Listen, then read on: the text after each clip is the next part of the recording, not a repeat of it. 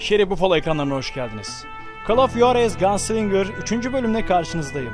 Bu bölümü sabırsızlıkla bekleyen Face'i, Ceren ve Onur Kaynar'a buradan selamlarımı, sevgilerimi iletiyorum. Ve Silas Greaves'in hikayesine kaldığımız yerden devam ediyoruz. So where'd you go after Lincoln? Mexico. Until I realized nobody was looking for me. I ended up taking a job at the Rurales. The Mexican Rurales? I was hired to help them track down the Cowboys. The most vicious outlaw gang in Cochise County? Curly Bill Brocious? Johnny Ringo? Led by old man Clanton himself. They must have paid you a pretty penny to take them hombres on. Not really. But truth be told, I had my own reasons for going after those boys. Cowboys büyük bir haydut çetesiydi. Başında Old Man Clinton vardı. Curly Billy ve Johnny Ringo onun en iyi iki adamıydı. Ve kendimizi Meksika sınırında bulduk. Meksika'dayız.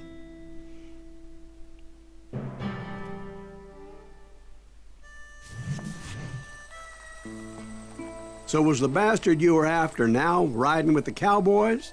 Roscoe Bob Canyon'dayız. Bryant was his name. 13 Ağustos But 1881. no, this time it was a different bastard I was after. The aforementioned Mr. Ringo. And yes, he was working for old man Clanton. Geçen bölümde, ikinci bölümde bir hapishaneden kaçmıştık. O hapishanenin adı Lincoln Hapishanesi. Ondan bir hafta sonrasını konu alıyor. Ve kaldığımız yerden devam ediyoruz.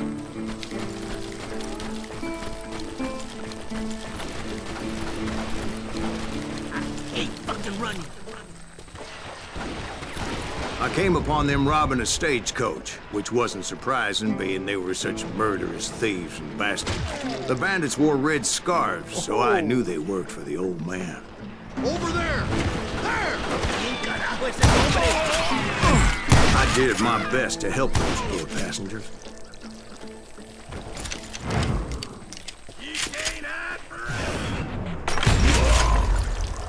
Moments later, the attackers were dead, and I checked the stagecoach to see how many passengers were still breathing. Nefes alan var mı diye baktık ama hepsi It was öldü. then I wondered if the rocks weren't hiding more bandits. Was that all of them? Or did I just hit the rear guard? I quickly got my answer. They attacked from on high like Apaches often did. They would appear in great numbers from above and rain down lead on their hapless enemies' heads, making use of the high ground and whatever else they had. Var mı daha başka? Yep, the Apaches always olmaz olur appeared mu? out of nowhere, and there Olmaz never olur seemed mu? to be an end to it. Öleceğiz. Were you attacked by Apaches? Biz öleceğiz. What happened to the Cowboys? Did I say they were Apaches? I said Clanton's Cowboys attacked me Cowboys. Apache style. I was in a pitched battle, but I was holding my own against an overwhelming enemy force. Where's he going?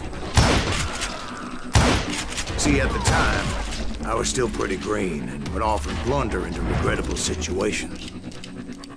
Nereden But I gelecekleri belli just değil. kept shooting at anything I could see up in those damn rocks. I didn't see Ringo, but I knew he was with the Cowboys. He and Roscoe Bob had done me a dreadful wrong. Hayır. And I was Sakın. determined to have Burada my ölemezsin. revenge. Burada ölemezsin. But to get to Ringo, I knew I'd have to find my way Burada past ölemezsiniz. these other Hayır. assholes first. Hayır. Burada Fortunately, ölemezsin. I was running out of ammo. Mermi bitiyordu bu arada. Another perfect example kaldı. of my relative inexperience as a hunter of men. I immediately knew that a tactical retreat was called for, as my vengeful fury was much less impressive without the bullets to back it up.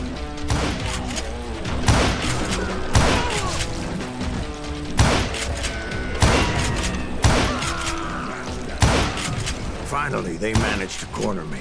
Aa, mermi Trapped bitti. as I was, the odds of my survival seemed pretty slim. Hayır sakın. Luckily, serendipity was on my side as I suddenly Öleceğiz. spotted a way out of my predicament. Gidiyoruz. kaç. Birinci kural. Onlar yüzlerce ise kaçacaksın. Bullets were whizzing by my ears, but I wasn't about to roll over and die. I just kept running like there was no tomorrow. Because there wouldn't be if Clanton and his men caught up with me. As I was scurrying around those caves, I thought, what was I thinking? Going up against a gang like this?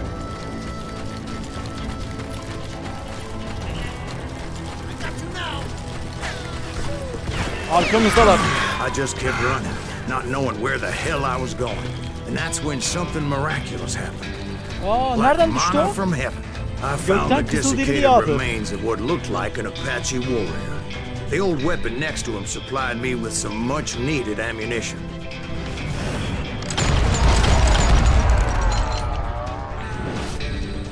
That Masterson Fena. once told me it was more important to be lucky than good, and he would know. And imagine my surprise when I found a fistful of dynamite to go along with that ammo. That stroke of good fortune evened the odds and bolstered my confidence. It was time to turn the tables. Time for the prey to become the predator. Time for the hunted to become the hunted. Time. All right, Jesus, we get it. They were right where you wanted them. That's right, Jack. I was done running. The old man's boys were not expecting that. No, sir. I came at them like a wildcat. My fury knew no bounds.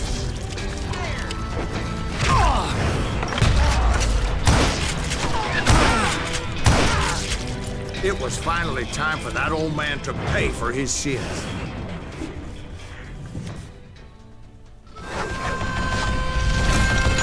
Bu da kim? Huysuz, inatçı, Bekindar.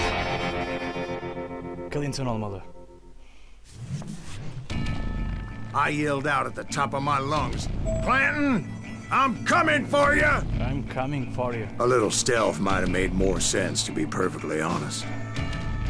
Because that old fool had a Gatling gun and enough bullets to last him till kingdom come.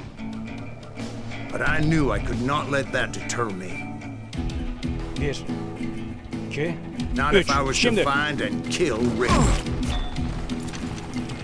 I needed to get that old man off that gun. Şu karşıya gideceğiz.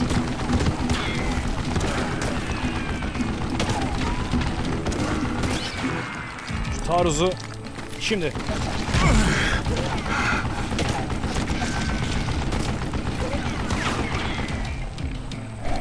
Şimdi.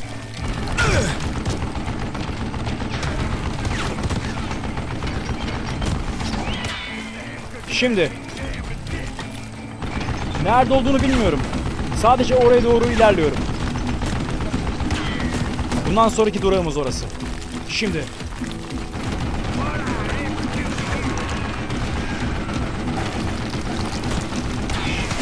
Şimdi. Şurada açıklık var. Şimdi.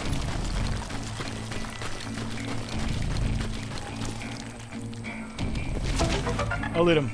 Acımam. Old Man Clinton. Most everyone thought it was the Ruales who had come up against him in Guadalupe Canyon, but it was just me.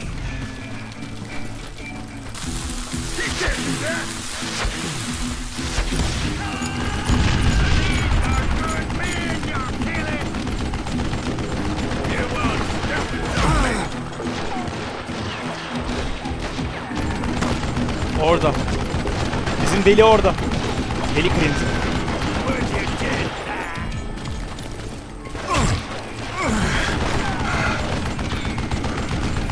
Seni dinamitle öldüreceğim.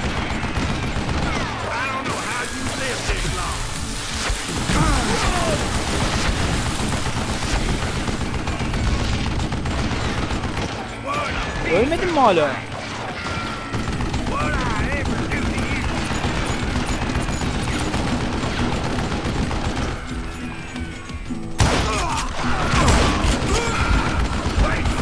Az daha ölüyorduk. Az daha.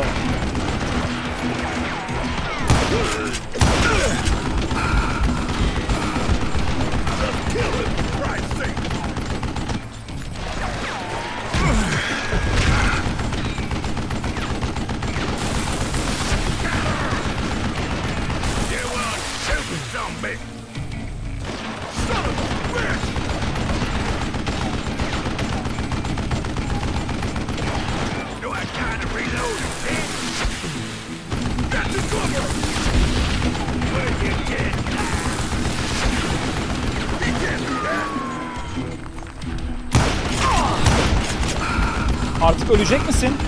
Clinton? Artık ölecek misin? Apparently one of the Bence de. cowboys made it out of there alive. Son And bulmalıydı. told Ike and Billy Clanton that it wasn't a Mexican who took their father's life that day. They just assumed it was one of the Earps. And that little misunderstanding eventually led to that legendary gunfight at the OK Corral. Ve bölüm sonu. Burada bölümümüzü noktalıyoruz. Bölüm güzeldi, zevkliydi. Clinton'ı da burada harcamış olduk. Bir sonraki bölümde görüşmek üzere. Hoşça kalın.